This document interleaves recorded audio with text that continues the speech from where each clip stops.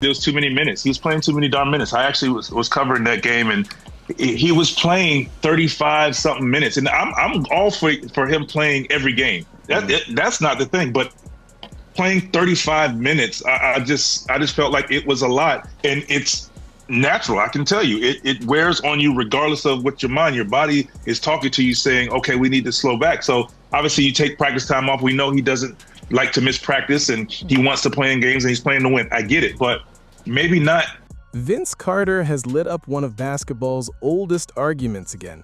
And this time, the conversation feels extra sharp because it is not coming from a random hot take merchant.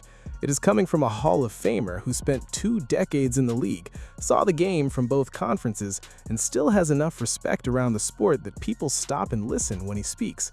A recent clip and the wave of reposts around it have pushed LeBron James back into the middle of a debate about whether 8 straight finals appearances really mean the same thing when the road to get there was so different from the road in the West.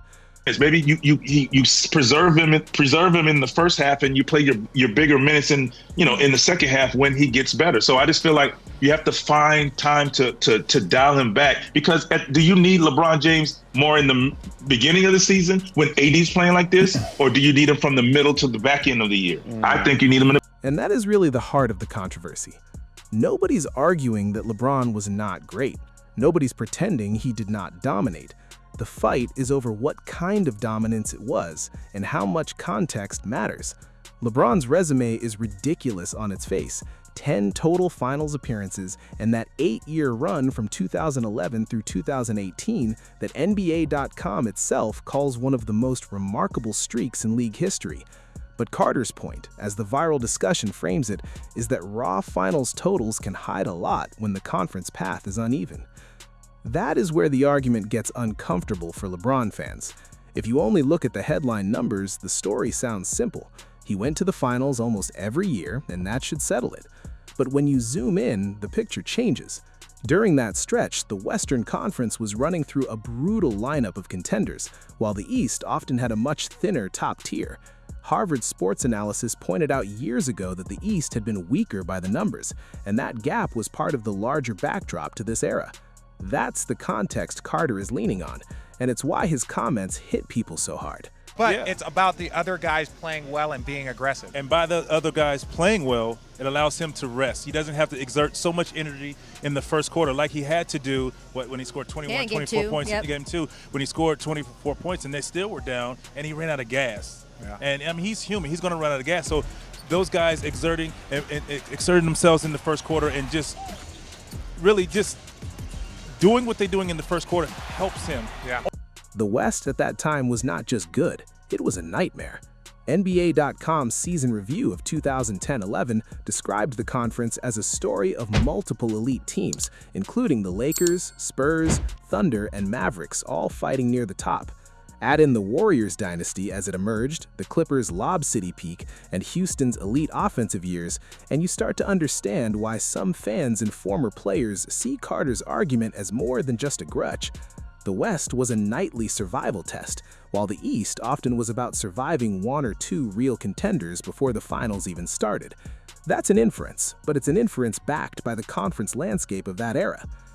That's also why the Carter discussion refuses to die. When you compare LeBron's Miami years to the West, the contrast becomes obvious. From 2011 to 2014, Miami was the powerhouse in the East, and LeBron's path to the finals was incredibly smooth compared with what Western teams were dealing with. The Celtics' best window was closing. The Pacers were tough, but not at the same level as the West's heavyweight teams. Toronto and Atlanta had strong regular seasons, but they weren't the kind of teams that made you feel like every round was a title fight. Carter's argument, at least as people are discussing it now, is that greatness should be measured against resistance, not just survival. The boldest part of Carter's framing is that he's not saying LeBron did nothing.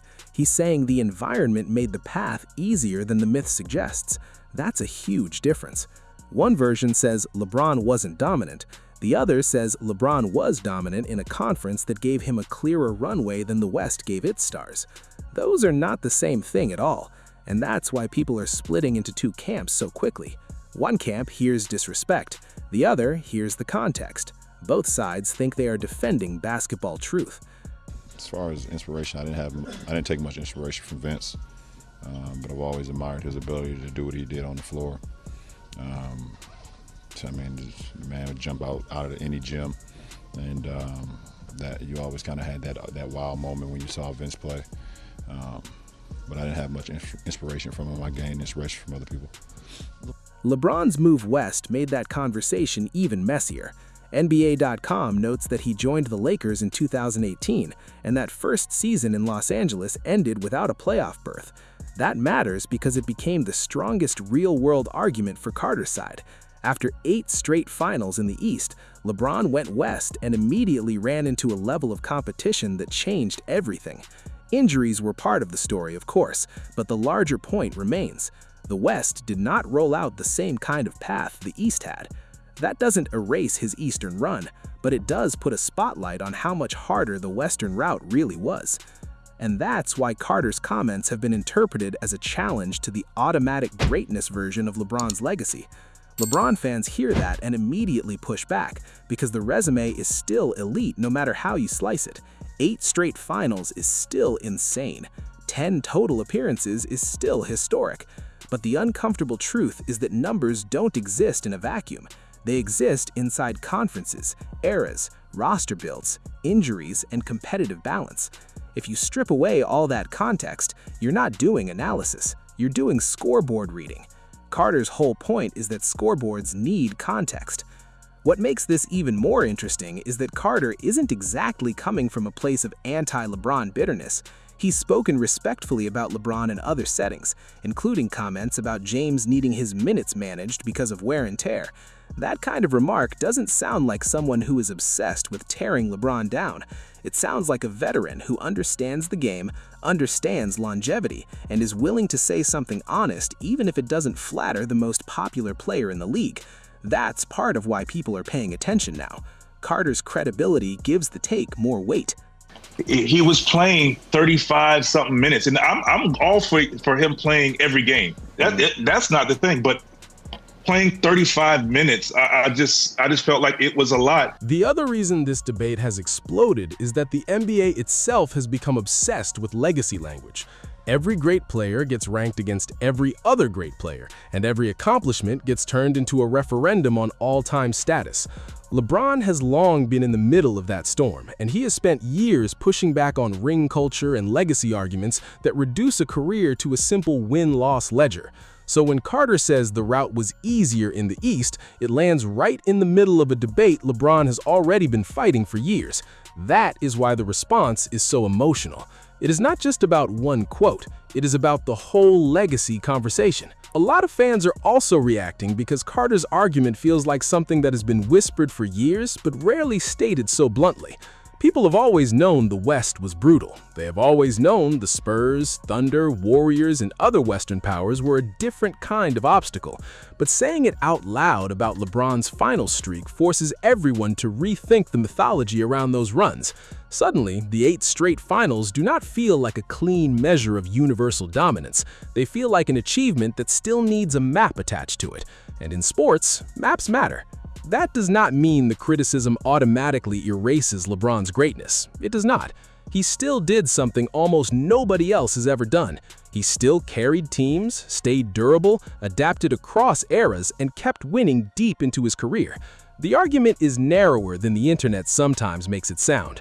It is about whether the East inflated the ease of getting to the finals, not whether LeBron was a fraud. Those are very different claims, and mixing them together is how social media turns basketball debate into a shouting match. The weird part is that LeBron's West move actually strengthened both sides of the argument at once. His supporters can point to the title he later won in Los Angeles and say he proved he could still finish the job in a tougher environment. His critics can point to that first Lakers season and say the West immediately exposed how different the road really was. That is why this whole discussion is so sticky. It's not that one side has all the facts and the other side has none. It's that the facts themselves can be used to support two very different stories. Regardless of if LeBron is playing great, I feel like he should be the guy you should throw your jabs at, and because he can take it. He can handle it, because now if I could go at LeBron and AD I can go at anybody and everybody falls in line. Or they have to fall in line. Because if I could go at the best player, I could go at guys who don't play much and expect the world from these guys because I expect the world from them. If I'm JJ, I'm pulling LeBron aside. I agree. I'm pulling LeBron aside and say, listen, I'm about to jump you, man, in front of the team. Hey, don't take it personal, but I am going to get in your ass right now just so I can send a message. Team. You were on the team in Dallas when Carlisle went at Dirk like that. Yeah, he pulled basically Dirk aside and said, listen, I'm going to go out. Don't take it personal, but I am going to try and gain. That's good leadership. That's correct. And when we saw that, we're like, well, damn, if he's going to go at this Hall of Famer, what can we say? Right. We got to tighten up. At the end of the day, Carter's comments aren't really about tearing LeBron down. They're about refusing to treat context as if it doesn't matter. That is why the debate is so messy and why it keeps coming back every time somebody revisits the final streak. If you value raw volume, LeBron's run looks untouchable. If you value opponent quality and conference difficulty, Carter's argument starts to make a lot of sense. That tension is exactly what makes basketball history so fun to argue about, because greatness can be real and still be debated honestly. And maybe that's the best way to frame all of this. For a YouTube audience, Vince Carter did not destroy LeBron's legacy. He forced people to look at it through a harder lens. That's not the same thing. The 8 straight finals are still legendary. The 10 total finals are still one of the best resumes ever. But once Carter pulled the conversation into the open, fans had to ask the question they usually skip. How much of that dominance was LeBron, and how much was the road he got to walk? That is the part people cannot stop arguing about now.